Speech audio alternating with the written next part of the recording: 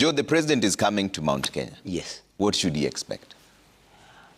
Thank you, Trevor, but just allow me before I get to that kindly, because Eddie likes talking about incompetence and competence and saying that people are being removed from positions because of incompetence. And I forgot that he accused my boss, Rigathi Gachagua, of incompetence when he was DP, and that should not go uncommented about. This is a matter that the second deputy president has addressed, and he has said that if the president accuses him of incompetence, as he did in Western when he did a visit of that particular region, then he owned up and said that if theft, lies, and all those evil things are what the president would want to call competence, then Rigathi Gachagua agreed that he is not competent.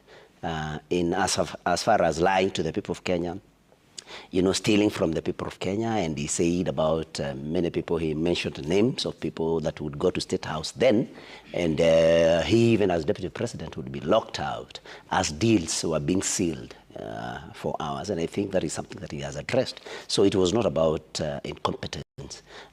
It was about, incompetence if it was about, demolishing people's residences, and without giving them an alternative, he agreed.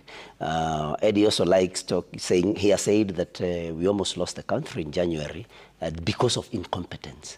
I think it's important that we be truthful to ourselves and to Kenyans, and let us agree that the only thing that Eddie and you have heard Willie addressed what he has been saying on TikTok and other things. The only difference that is there now, and why Eddie, what Eddie calls competence, it's about its positions. And it cannot be, if you come to the Senate where we both serve, that only Mount Kenya chairs are incompetent, and that the only replacement they would get is from ODM, which by nature, if you're in ODM, you are competent, according to Eddie. And let us not be hypocritical. Let us say that, let us agree that there is a purge against a particular region, which is where I come from, that if you come from there, then you are guilty and you should be dealt with. And if any bribery, if ODM needs to be bribed in any way, as far as positions are concerned, then you take positions from Mount Kenya alone, only. You take positions from Mount Kenya and give them to ODM to, of course, bribe them, because then if you don't bribe ODM, then you are going to sink because you have no other plan apart from ODM. And I have said many times that William Ruto today, without Raila Odinga, is minced meat. And so they have to keep bribing ODM through positions. So it's not about competence. It's about bribery with positions taken from Mount Kenya only and given to ODM. They have not been taken from any other place. And let me tell Eddie that we have no problem at all with Raila Odinga working with William Ruto. It is his choice. Our claim lies with William Ruto, whom we voted for, and who has betrayed us, who is taking our positions and everything and using them to bribe ODM for his support.